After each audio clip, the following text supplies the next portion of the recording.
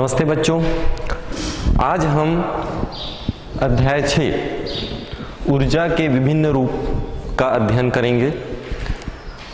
जैसा कि आप जानते हैं कि ये हमारी क्या है, हथेलियां हैं। इन हथेलियों को यदि हम आपस में रगड़ें तो क्या होगा? क्या होगा? हथेली गर्म होगी। तो ये मैं हाथों को जो रगड़ रहा हूं इसे हम क्या कहेंगे? कार्य कहेंगे। हाथों को रगड़ना क्या कहलाएगा? कार्य कहलाएगा। और कार्य करने के लिए किसकी आवश्यकता होती है? ऊर्जा की। तो हम ऊर्जा किसे कहेंगे? कार्य करने की क्षमता को ऊर्जा कहते हैं। तो कार्य करने की क्षमता क्या कहलाती है? ऊर्जा कहलाती है। किसी भी कार्य को करने के लिए हमें ऊर्जा की आवश्यकता होती है। मानव जीवन को बनाए रखने, ठीक है, और मानव में विभिन्न क्रियाकलापों को करने के लिए ऊर्जा की आवश्यकता होती है। यहाँ तक कि स्वचालित वाहन, कल कारखानों में मशीनों का चलना, इन सभी के लिए हमें किसकी आवश्यकता होती है? ऊर्जा की आवश्यकता होती है। और ये ऊर्जा हमें कहाँ से प्राप्त होती है? तो इस पे हम आज विचार करेंगे, अध्ययन करेंगे कि ऊर्जा के विभिन्न रूप।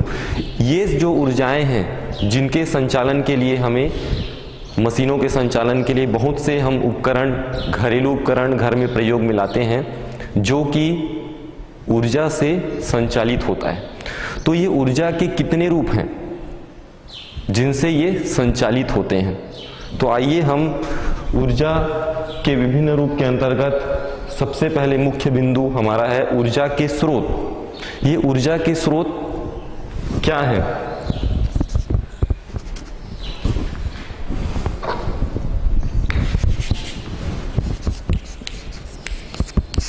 तो ऊर्जा के जो स्रोत हैं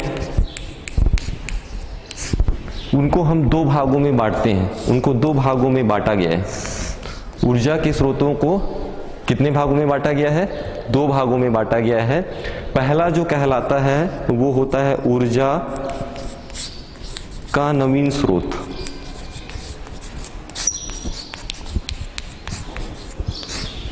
पहले भाग को हम बोलते हैं ऊर्जा का नवीन स्रोत, और दूसरा जो भाग कहलाता है वो है ऊर्जा का पारंपरिक स्रोत।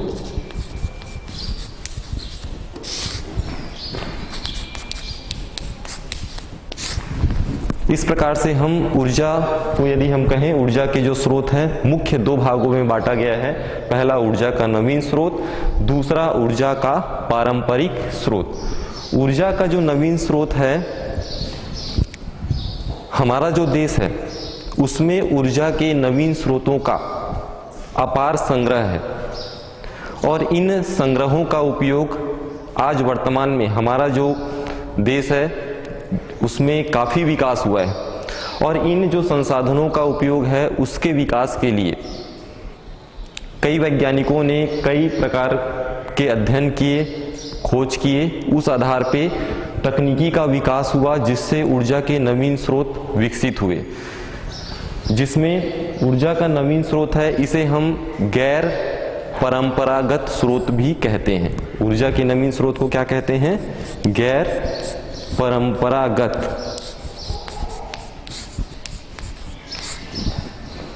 स्रोत। इसके अंतर्गत हम यदि उदाहरण देखें, ऊर्जा के नवीन स्रोतों का उदाहरण देखें तो जल ऊर्जा, पवन ऊर्जा,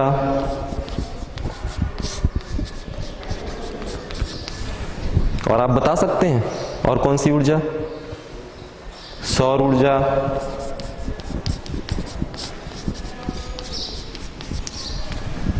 महासागरीय ऊर्जा,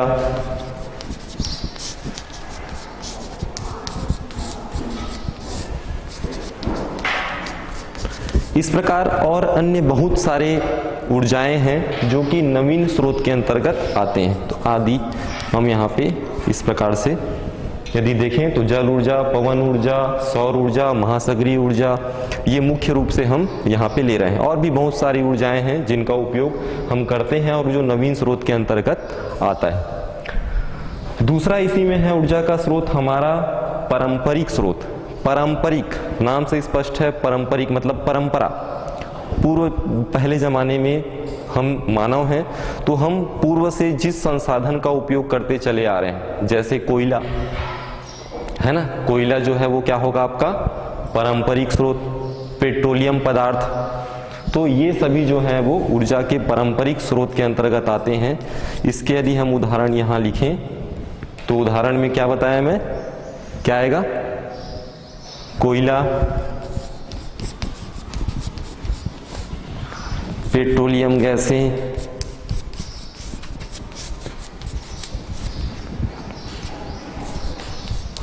प्राकृतिक गैसें,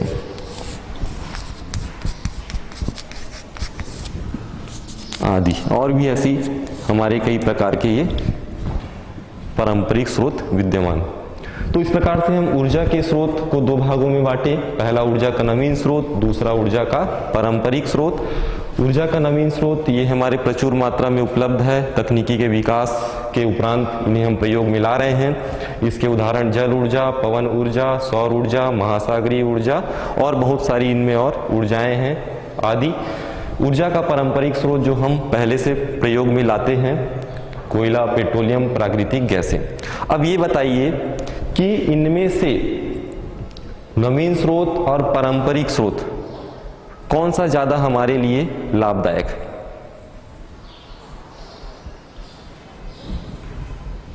तो हमारे लिए नवीन स्रोत क्या है, ज्यादा लाभदायक।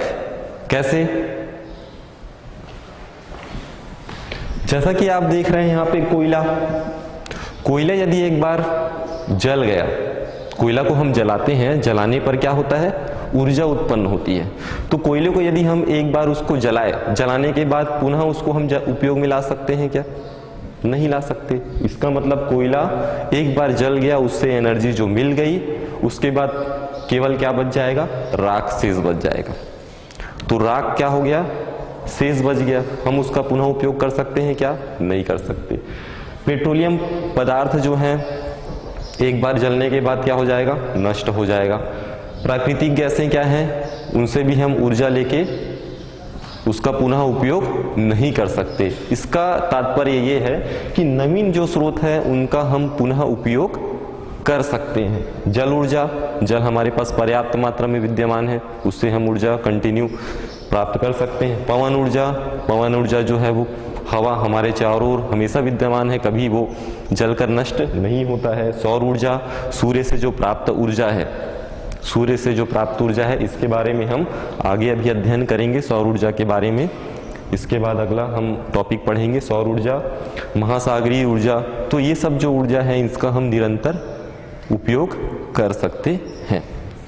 कोयला, पेट्रोलियम, प्राकृतिक गैसें, यदि हम इसका उपयोग करते हैं तो ये सीमित मात्रा में उपलब्ध हैं और इनका हमारा जो भारत की जो जनसंख्या है, हमारे देश की जो संख्या है, लगातार क्या है, बढ़ती चली जा रही है, लगातार बढ़ती चली जा रही है, जिसके कारण क्या होगा, खपत जो है वो क्या होगी, ज़्यादा होगी। खपत ज़्यादा होगी और पूर्ति क्या है हमारे पास, कम है। यदि हम इस संसाधन का प्रयोग करें तो सभी के लिए पूर्ति कर पाना संभव नहीं है। तो इस प्रकार से यदि हम दोनों में कहेंगे कौन सी ऊर्जा ज़्यादा अच्छा है, तो हम क्या कहेंगे, ऊर्जा का नवीन स्रोत। अब आगे हम अगला मुख्य बिंदु पे प्रकाश डालते हैं, सौर ऊर्जा के स्रोत। ये सौर ऊर्जा के स्रोत के बारे में हम अध्ययन करते हैं।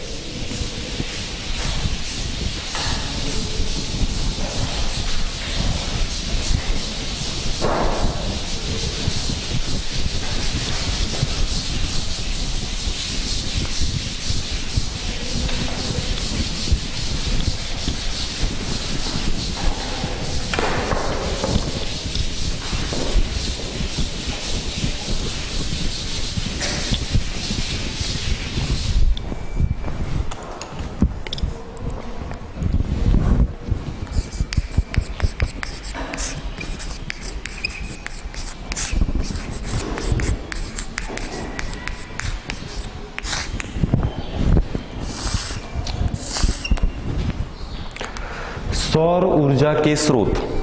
सौर ऊर्जा आप जानते हैं सौर ऊर्जा किसको कहते हैं हम लोग?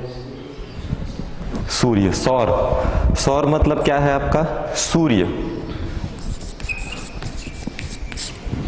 अब सूर्य तो आप सब देखे हैं, तो सूर्य में कौन कौन सा ऊर्जाएं होती हैं?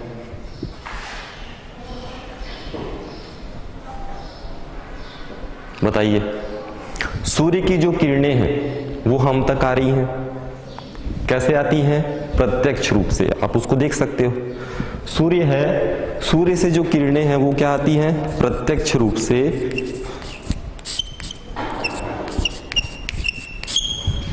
हम तक आती हैं। किस रूप में आती हैं? किस रूप में आती है? ताप। सूर्य की किरणें जब आप जाते हैं, बाहर निकलते हैं, तो आपको क्या होती है? सूर्य की किरणें आप तक पहुंचती है तो आपको कैसा लगता है? गर्म लगता है, गर्मी महसूस होती है। तो सूर्य में कौन सी ऊर्जा है? ताप ऊर्जा। ठीक, तो सूर्य में कौन सी ऊर्जा है? ताप ऊर्जा। और क्या है? ताप तो है, ताप मतलब गर्म।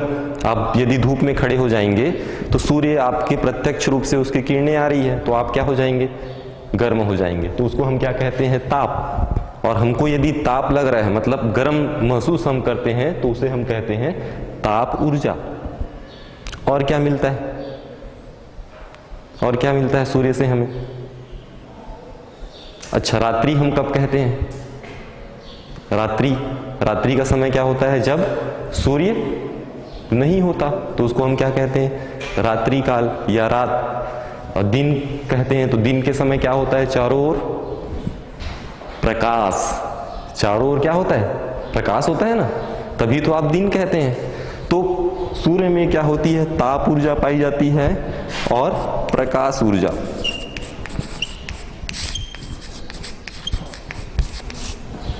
तो इस प्रकार से हम सौर ऊर्जा के स्रोत के बारे में देख रहे हैं कि सौर ऊर्जा में स्रोत क्या है? सूर्य। तो सूर्य से प्रत्यक्ष रूप से, सूर्य से क्या हो रहा है? प्रत्यक्ष रूप से ताप ऊर्जा और प्रकाश ऊर्जा हम तक पहुंचती है।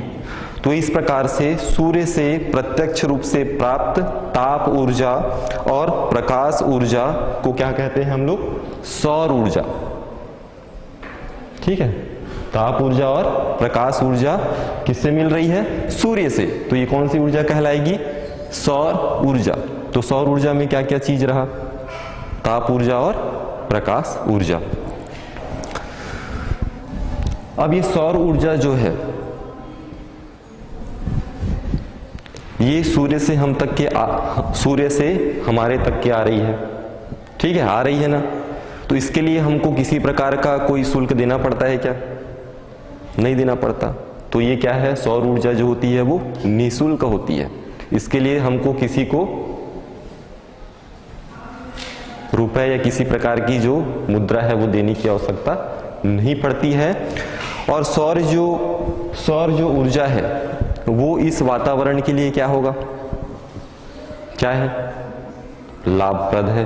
तो इस प्रकार से सौर जो ऊर्जा है, सौर ऊर्जा, इसके लिए हमको किसी प्रकार की कोई भी राशि नहीं देनी पड़ती है। अर्थात सौर ऊर्जा मूल्य रहित तथा ये कहीं भी प्राप्त होने वाली ऊर्जा है, कहीं भी हम इसे प्राप्त कर सकते हैं।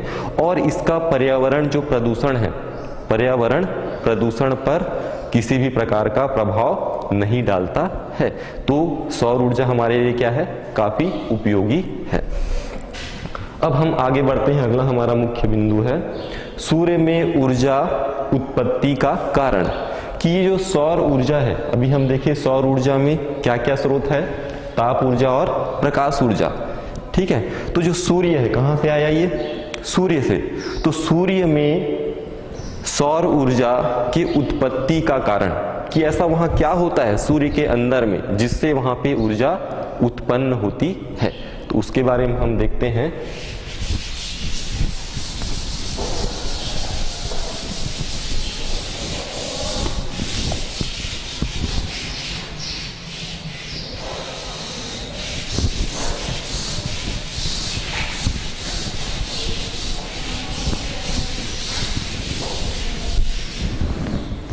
सूर्य में ऊर्जा उत्पत्ति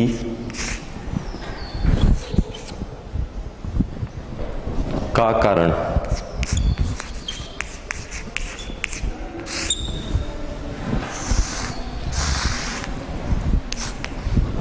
सूर्य में ऊर्जा उत्पत्ति, ठीक है, हम किस में देखेंगे? सूर्य में ऊर्जा उत्पत्ति किन कारणों से होती है? तो पहले प्रारंभ में, बहुत पहले सन 1939 के पूर्व मानव जो है वो सूर्य में ऊर्जा उत्पत्ति के कारणों को जानने की जिज्ञासा रही है। मानव जो है, हम मानव हैं, हमें सोचने समझने की शक्ति मिला हुआ है।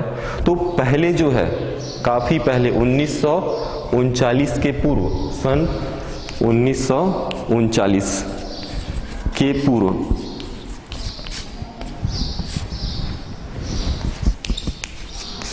सन 1939 के पूर्व क्या मत था, क्या विचार था? तो 1939 के पूर्व मानव जो है अपने अपने तरीके से, अपने अपने स्तर से विचार करते थे। तो विचार में उन्होंने दो मुख्य विचार किया था। पहला विचार कि जो सूर्य है हमारा, उसको एक जलता हुआ कोयला माना गया था। 1939 के पूर्व में पहला विचार ये आया था कि जो सूर्य है काफी बड़ा है, ठीक है, काफी विशाल है। तो सूर्य को एक क्या माना गया था? जलता हुआ बड़ा एक कोयले का गोला माना गया था। जलता हुआ विशाल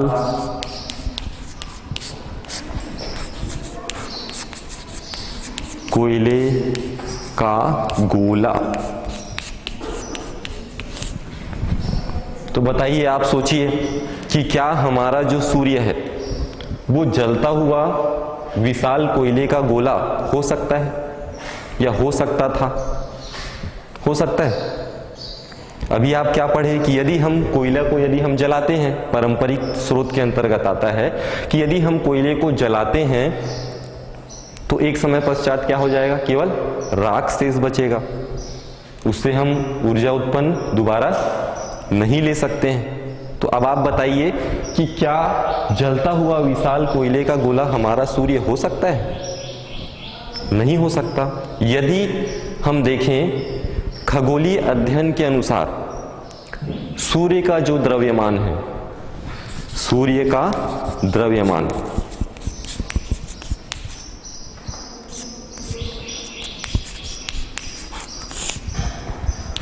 10⁻29 टन, यहां पे टन जो है वो इकाई है। 10⁻29 मतलब इसमें कितना शून्य है? 29 शून्य। इतना बड़ा हमारा क्या है? सूर्य है। तो उस सूर्य का द्रव्यमान 10⁻29 टन है। यदि 10⁻29 टन क्या हो जाएगा? वो कोयले का गोला, उतना बड़ा कोयले का यदि गोला है 10⁻29 टन, बड़ा सा यदि हम कोयला माने, तो 5000 वर्षों के पश्चात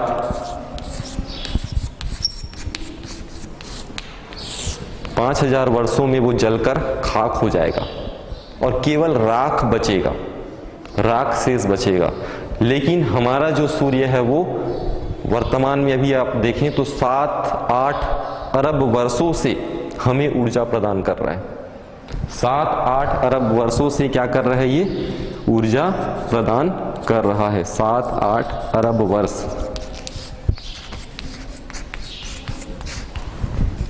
तो देखिए, यदि आप उसे हम जलता हुआ कोयले का गोला मान लेते तो 5000 वर्षों में क्या होता? वो जलकर नष्ट हो जाता। लेकिन वो हमें कितना? 7-8 अरब वर्षों तक के हमें ऊर्जा प्रदान कर रहा है। तो ये जो विचार है, ये जो मान्यता है, क्या हुई? गलत हुई। हुई कि नहीं हुई? गलत हुई। तो हमारा जो सूर्य है वो जलता हुआ कोयले का गोला नहीं है। दूसरा मत, सन 1920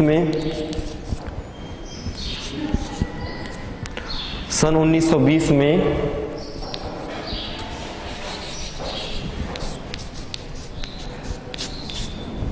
एक और दिया उन्होंने, वैज्ञानिक ने ये बताया कि सूर्य जो है वो हाइड्रोजन से बना हुआ है। सूर्य किससे बना हुआ है?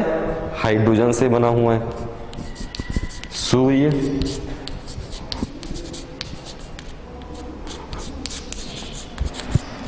हाइड्रोजन से बना हुआ है। दूसरा मत, दूसरा विचार ये आया कि 1920 में, सन 1920 में, ये हम कब की बात कर रहे हैं? ये दोनों विचार सन 1939 के पूर्व की बात कर रहे हैं कि 1939 के पूर्व जो मानव था वो क्या सोचता था, सूर्य के बारे में क्या उसकी कल्पना थी। अब 1939 के बाद क्या हुआ वो हम आगे देखेंगे। तो सन 1920 में सूर्य को किससे मिलके बना है? माने हाइड्रोजन से बना हुआ माना गया। तो अब हाइड्रोजन जो है वो सूर्य के ऊर्जा के लिए क्या होगा? उत्तरदायी होगा। तो ऐसा क्या हो सकता है? हाइड्रोजन जो है वो हो सकता है? नहीं हो सकता, क्योंकि हाइड्रोजन को जलने के लिए ऑक्सीजन की आवश्यकता होती है। क्योंकि कोई भी चीज आप जलाएंगे तभी क्या होगा? उससे ऊर्जा उत्पन्न होगी। तो केवल हाइड्रोजन से मिलके बना हुआ है, हम मान ले सूर्य को, तो हाइड्रोजन से मिलके बना हुआ माना जाएगा।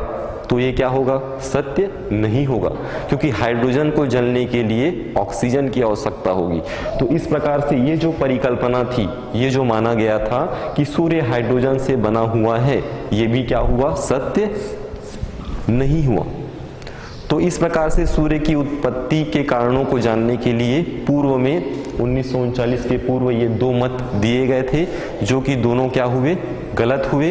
इसके पश्चात सन 1939 के बाद, सन 1939 में साइंटिस्ट थे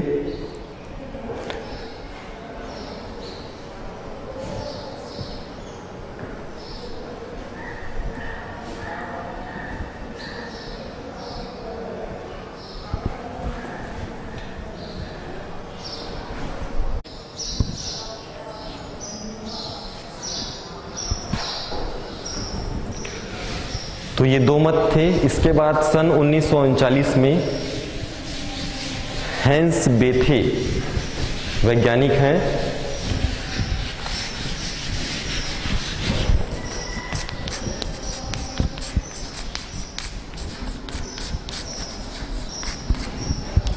इन्होंने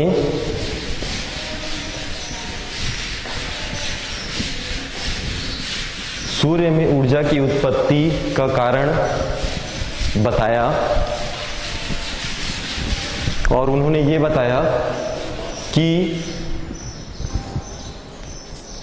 सूर्य में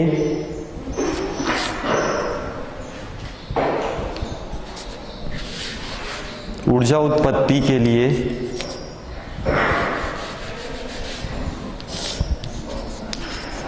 हाइड्रोजन के यदि हम दो परमाणु लें, हाइड्रोजन के दो परमाणु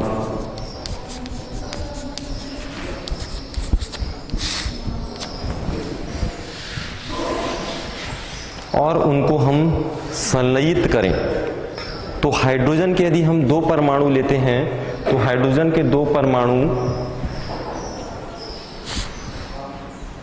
मिलकर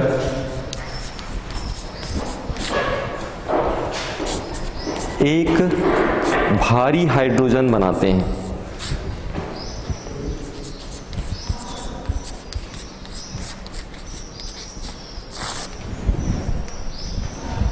तो उन्होंने ये बताया, हैंस बेथे जो वैज्ञानिक थे उन्होंने ये बताया कि हाइड्रोजन के दो परमाणु मिलकर एक भारी हाइड्रोजन बनाते हैं, या जिसे हम ड्यूटेरियम कहते हैं।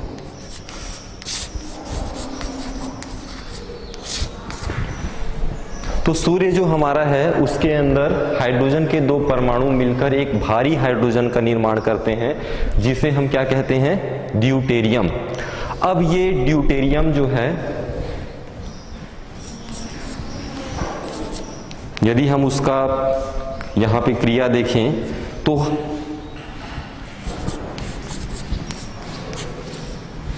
दो ड्यूटेरियम या दो भारी क्या होंगे, हाइड्रोजन आपस में मिलकर संलयित होकर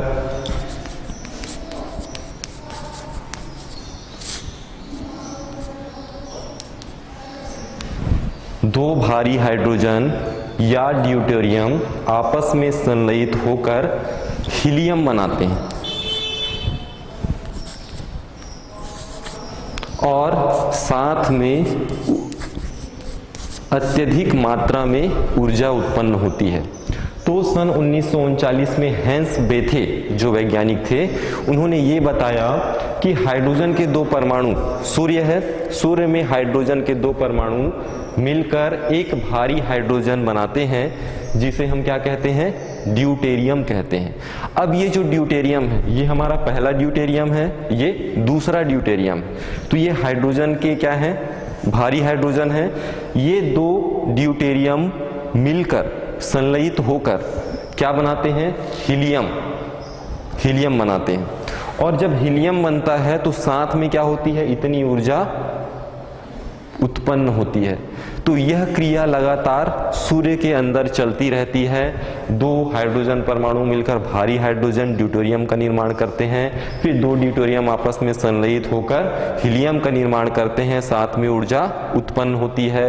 फिर अगला जो हाइड्रोजन है वो दो परमाणु मिलेगा और भारी हाइड्रोजन का निर्माण करेगा, ठीक है, जिसे हम ड्यूटेरियम कहते हैं। फिर दो ड्यूटेरियम आपस में संलयित होकर हीलियम का निर्माण करते हैं और साथ में क्या होती है, ऊर्जा उत्पन्न होती है। तो यह क्रिया जो है वो सूर्य के अंदर क्या होती है, लगातार चलती रहती है और लगातार क्या होगी, ऊर्जा उत्पन्न होती रहती है। तो इस प्रकार से सूर्य में ऊर्जा उत्पत्ति का कारण यदि हम देखें तो हाइड्रोजन का क्या होगा, संलयित होना। तो जो हाइड्रोजन परमाणु हैं उनका आपस में क्या होना, संलयित होना, जिससे क्या होती है, ऊर्जा उत्पन्न होती है।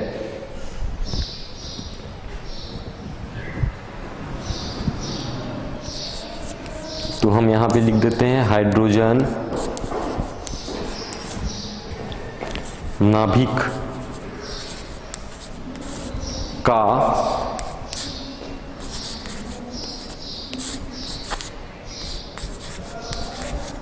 संलयन। यदि हम सीधे शब्दों में, यदि हम छोटे शब्दों में याद रखने के लिए बोलें कि सूर्य में ऊर्जा उत्पत्ति का कारण क्या है, तो हाइड्रोजन नाभिक का संलयन, ये आप रखेंगे याद। तो याद रखने योग्य आपको ये कि सूर्य के अंदर ऊर्जा उत्पत्ति का कारण क्या है, तो हाइड्रोजन नाभिक का संलयन, ये हमारी सूर्य में ऊर्जा उत्पत्ति का कारण है कि हाइड्रोजन नाभिक का संलयन।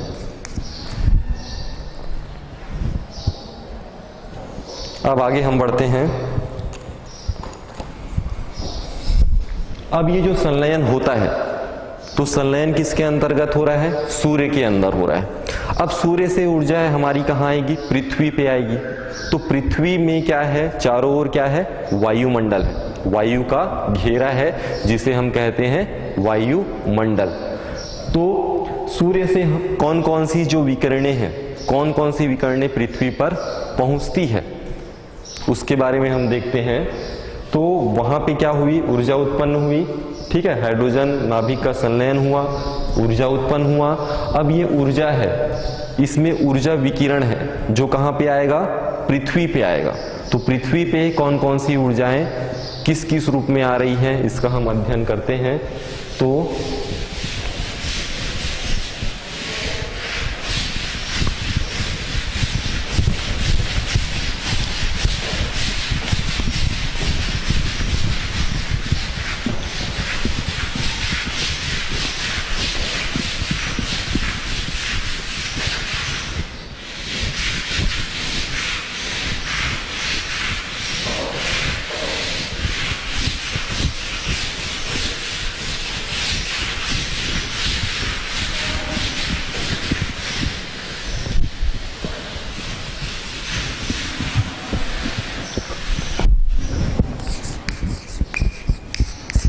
जिसे हम कहते हैं सूर्य प्रकाश का संगठन।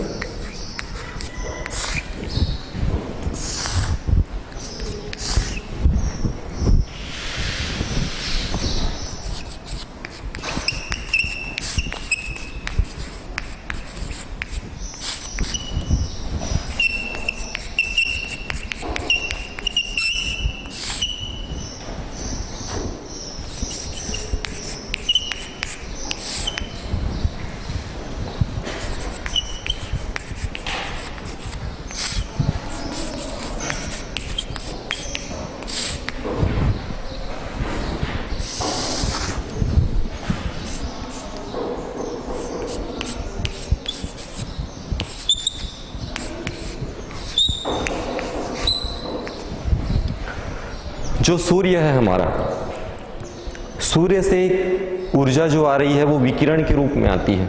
विकिरण, तो विकिरण के रूप में हम तक आती है। किन किन रूपों में आती है? पैराबैंगनी विकिरण कहते हैं या पैराबैंगनी किरणें कहते हैं। इसको आप विकिरण भी बोल सकते हो। तो पैराबैंगनी विकिरण कर लीजिए, पैराबैंगनी विकिरण और अवरक्त विकिरण।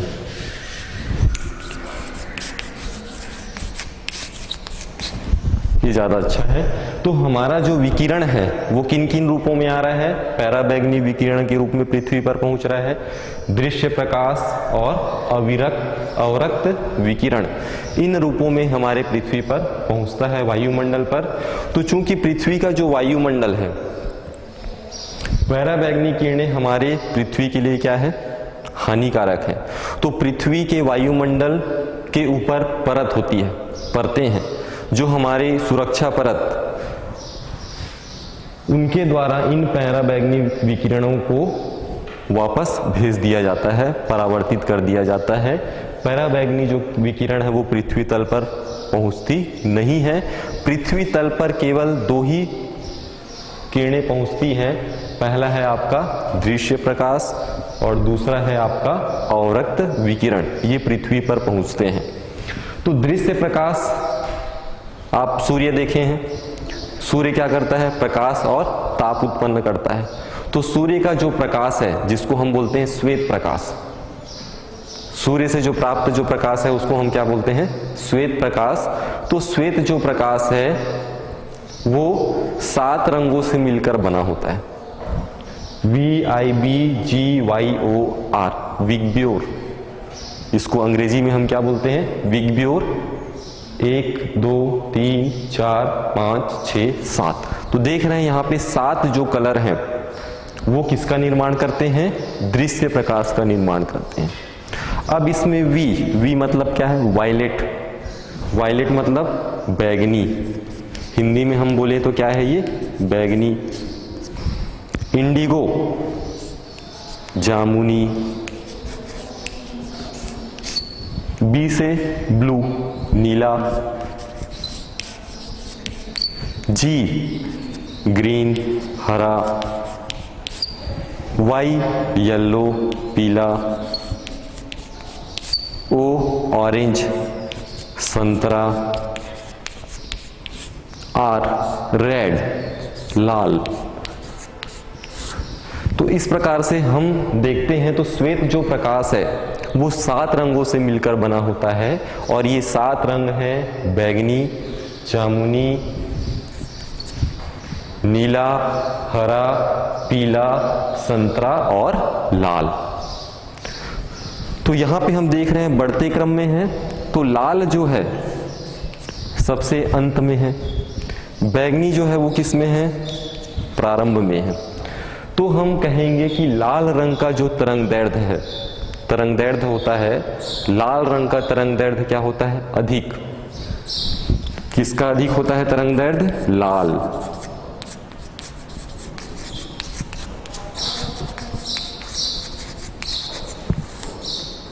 तरंगदैर्ध्य अधिक होता है लाल रंग का।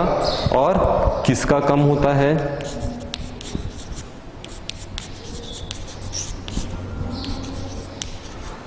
बैगनी। तो ये याद रखिए कि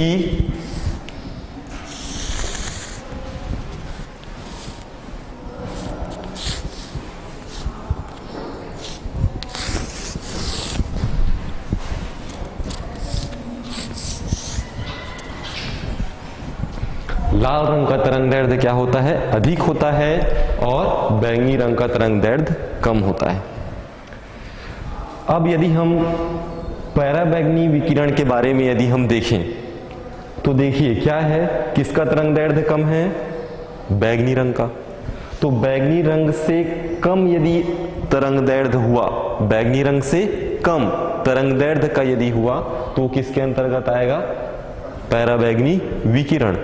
और लाल रंग का जो तरंगदैर्ध्य है उससे अधिक हुआ तो कौन आएगा, अवरक्त विकिरण। तो हम ये कहेंगे कि सूर्य का जो प्रकाश है उनमें मुख्य तीन विकिरण आता है। पराबैंगनी विकिरण जो कि अंतरिक्ष में वापस लौट जाता है, दृश्य प्रकाश और अवरक्त विकिरण ही पृथ्वी तल पर पहुंच पाता है। ये जो दृश्य प्रकाश है इनका जो तरंगदैर्ध्य है, अब यदि हम बात करें दृश्य प्रकाश, ये पूरा दृश्य प्रकाश, ठीक है, तो दृश्य प्रकाश में कितने रंग है, 7 रंग है। अब यदि मैं ये बोलूं कि दृश्य प्रकाश का तरंगदैर्ध्य कितना होता है, ये तो मैं बताया कि लाल रंग का अधिक होता है और बैंगनी रंग का कम होता है। तो यहाँ पे जितने भी हैं सभी का तरंगदैर्ध्य होगा, सभी का कुछ ना कुछ तरंगदैर्ध्य होगा। यदि हम कहें दृश्य प्रकाश का तरंगदैर्ध्य कितना है, तो दृश्य प्रकाश का जो तरंगदैर्ध्य होता है वो होता है 4 × 10⁻⁷ मीटर से 7 × 10⁻⁷ मीटर तक। ये दृश्य प्रकाश का क्या है, तरंगदैर्ध्य, कि 4 × 10⁻⁷ मीटर से 7 × 10⁻⁷ मीटर तक के इसका जो है वो तरंगदैर्ध्य होता है। किसका, दृश्य प्रकाश का तरंगदैर्ध्य। अब ये बताइए कि सूर्य से जो प्राप्त जो ऊर्जा हमें मिलती है, हम यदि बाहर यदि हम निकलते हैं खुले में, सूर्य की किरणें आती है तो उसकी जो ऊर्जा है सभी जगह एक समान मिलती है क्या, सभी जगह एक समान होगा, सभी जगह ऊर्जा क्या एक समान होगा, नहीं होगा। सूर्य की जो ऊर्जा है भिन्न भिन्न स्थानों पर भिन्न भिन्न होती है, सभी स्थानों पर सूर्य की ऊर्जा एक समान नहीं होती है।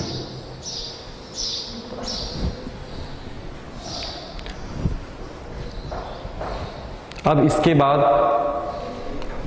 आगे हम बढ़ते हैं। सूर्य की जो ऊर्जा है इसका हम उपयोग कहां कहां करते हैं, सूर्य की ऊर्जा का उपयोग हम कहां करते हैं।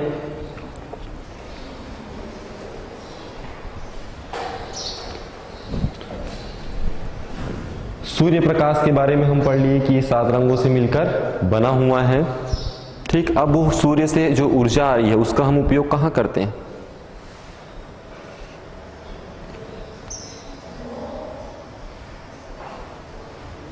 कहां करते हैं,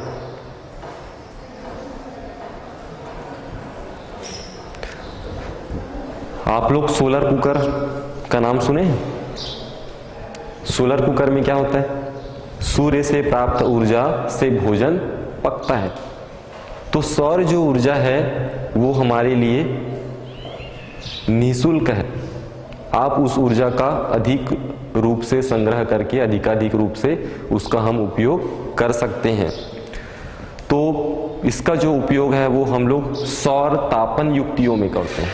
सौर ऊर्जा का उपयोग सौर तापन युक्तियों में किया जाता है।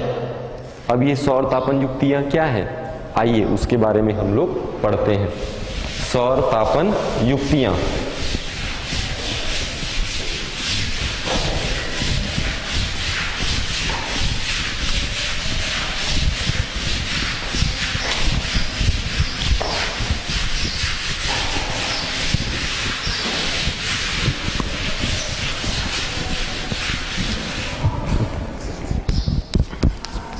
सौर तापन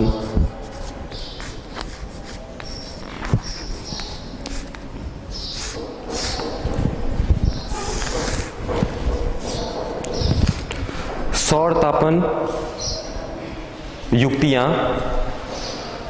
वे युक्तियां हैं जिनमें हम किसका उपयोग करेंगे, कौन सी ऊर्जा का उपयोग करेंगे? सौर मतलब सूर्य। तो हम कौन सी ऊर्जा, सूर्य से प्राप्त ऊर्जा क्या है? सौर ऊर्जा। तो सौर तापन युक्तियों में हम किसका उपयोग करते हैं? सौर ऊर्जा का उपयोग करते हैं। तो सौर तापन युक्तियां वे युक्तियां हैं जिनमें हम सौर ऊर्जा का अधिक से अधिक क्या करते हैं? उपयोग करते हैं। तो हम कहें कि सौर जो ऊर्जा आ रही है, सौर सूर्य से जो ऊर्जा आ रही है उसको हम संग्रह कर लें, संग्रहित कर लें और उसका हम अधिक से अधिक उपयोग करें। जैसे खाना पकाने में हम इसका कर सकते हैं, ठीक है। तो इस सौर तापन युक्तियों में सौर ऊर्जा से प्राप्त जो ऊर्जा है उसका हम उपयोग कर रहे हैं। तो ये जो सौर तापन युक्तियां हैं इसका क्या सिद्धांत, किस सिद्धांत पे ये कार्य करेंगी, इसके बारे में देखते हैं कि सौर तापन युक्तियों का सिद्धांत।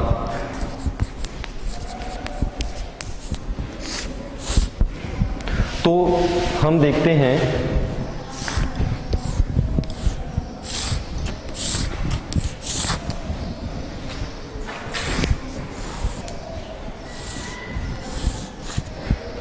कि सूर्य से जो आ रही है प्रकाश,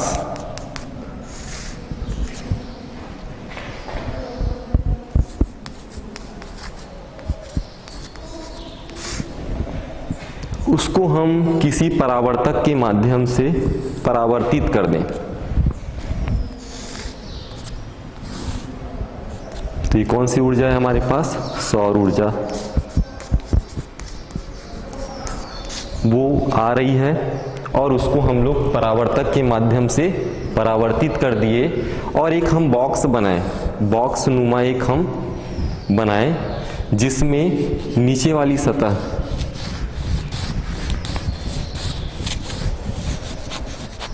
जिसको हम काले रंग से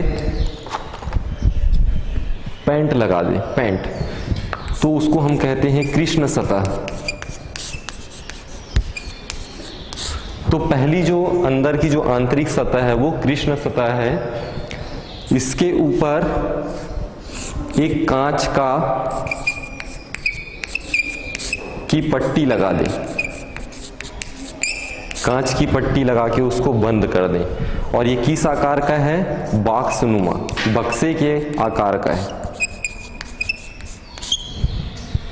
तो ये हम देख रहे हैं सौर तापन युक्ति का क्या देख रहे हैं? सिद्धांत कि एक सामान्य सौर तापन युक्ति किस प्रकार की होनी चाहिए, तब हम सौर जो ऊर्जा है, सूर्य से जो प्राप्त ऊर्जा है उसका हम लोग अवशोषण कर सकते हैं। तो यहाँ पे काले रंग की सतह इसलिए उपयोग में लाया गया है कि काली जो सतह होती है वो ऊष्मा का क्या होता है? अच्छा क्या होता है? अवशोषक होता है। काला जो रंग है वो अधिक से अधिक ऊष्मा का क्या कर सकती है? अवशोषण कर सकती है। किसकी अपेक्षा, किसकी तुलना में? चमकदार सतह की अपेक्षा में।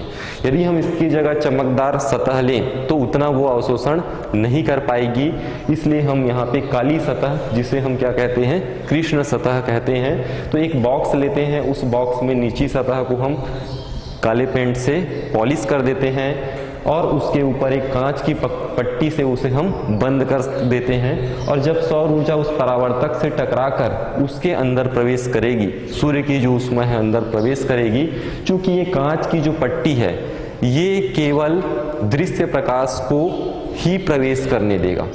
यहाँ पे कांच की पट्टी इसलिए लगाया गया है कि सूर्य से जो आने वाली जो सौर ऊर्जा है इसमें कौन कौन सी किरणें हैं, इसमें कौन कौन से विकिरण हैं, आपको बताया हूं मैं, दृश्य प्रकाश और अवरक्त विकिरण, दो ही हैं जो पृथ्वी पे पहुंचती हैं। तो ये कांच क्या करेगा?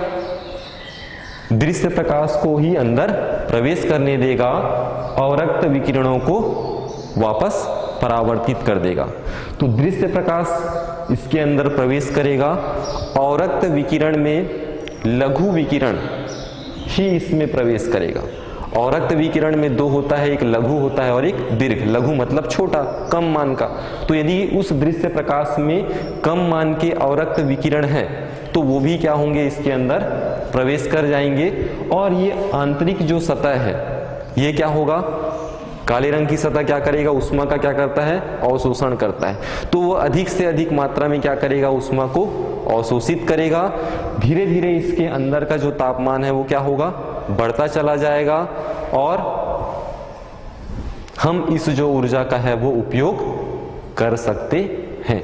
तो बाहर जो वातावरण का ताप है और इसके अंदर का जो ताप है उसमें अंतर हुआ। बाहर का जो वातावरण का ताप है उससे अंदर का जो ताप है वो क्या होगा, ज्यादा होगा।